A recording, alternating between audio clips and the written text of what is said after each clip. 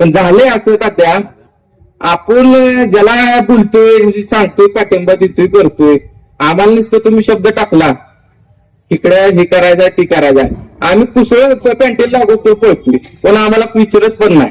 बाहेरचा फोन आला ही करायचंय ती करायचं ती करतोय. फक्त माझं म्हणणं एवढंच आहे, जी खरंच पळतंय, जी बोलेल बाबा पुढे जाऊ काय तर होईल असा एखादा उमेदवार निवडा, त्या पाठीशी उभा राहा. काय बोलायचं काय नाही ते तुमच्याकडेच आम्ही शिकणार आहे. मी जेव्हापासून लहान होतो तेव्हापासून राजकारण बघतोय, आणि आता इथं उभा आहे की मत मांडायचा अधिकार मला आलाय. लहानपणी कळत नव्हतं, फक्त नाव ऐकायचो. कुठं जरी काय झालं गौरचीच मळ्यातलं सांगितलं का विषय तिथं सोडून द्यायचे. पण झाले असं तात्या, आपण ज्याला बोलतोय म्हणजे सांगतोय पाठिंबा देतोय करतोय, आम्हाला नुसतं तुम्ही शब्द टाकला इकडे हे करायचंय ती करायचंय, आम्ही कुसळ पॅन्टेल लागवतोय पळतोय, पण आम्हाला विचारत पण नाही. बाहेरचा फोन आला ही करायचंय ती करायचं ती करतोय.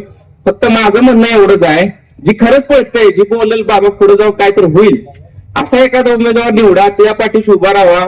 काय बोलायचं काय नाही ते तुमच्याकडेच आम्ही शिकणार आहे. फक्त प्रत्येक कार्यकर्ता किंवा कोण पण असो त्याला संधी देताना विचार करा, बाबा ही मोठा आहे बारका आहे छोटा आहे ती काय सुद्धा बघू नका. ती भविष्यात पुढे जाऊन पळेल बोलल उभा राहण्याची ताकद ठेवल, त्याच्या मागे तुम्ही उभा राहा. आणि ह्याच्या पलीकडे काय जास्त बोलत नाही, कारण की बोलायची वेळ पुन्हा आहे. आता फक्त मत मांडतोय.